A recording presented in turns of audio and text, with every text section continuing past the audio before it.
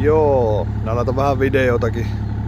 Elikkä J-Metin kauha, sitten on Mensen pyörittäjä, se on se HD-malli tuossa tuo. Sitten on J-Metin kallista ja se on niinku kiinteästi ja siinä on sähkölukko on tuossa, mutta tuo on manuaalinen tuossa pyörittäjässä. Ihan ok. Puomit on kun uutta, ei ole osunut, vähän rasva.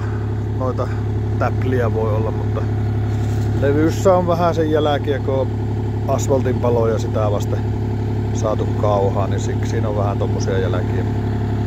Mutta muuten on kaikki on kyllä siistiä ja ehjää. Telat on ehjät ja pyörät on hyvät ja napaöljyt on vaihdettu ainakin kerran. Ja no hydraulikaöljyt mä oon vaihtanut mobiiliksi silloin joskus pari toissakin talvena tai keväällä, milloin keväätähän se oli. Tuolla on kaikki siistiä. Valo yli, lisää valoa on tuolla lisänä ja sitten on LED-majakka on tuommonen. Ja tässä on nuo, uutena laitoin nuo kiveen iskuteipit tänne ja tuonne, ettei tulisi jaloista jälkiä. Sammutin on laittu tuonne. Ja sisältäkin on siisti. Kaikki on ehjää. Että ei oo silleen mitään.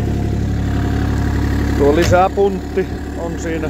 Se varmaan menee mukana. Siinä on vähän kuljetuksessa. Se on tippunut tuolta kuormalavalta, niin nuo jäljet on tullut siitä.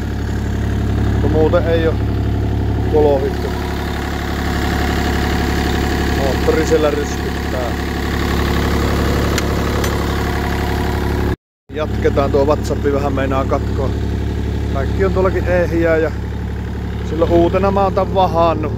Mutta sen jälkeen en oo nyt sitten vahannut.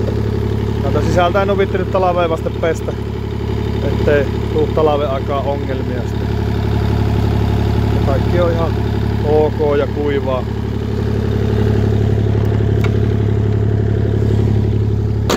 Mutta muuten on ihan siisti pelit.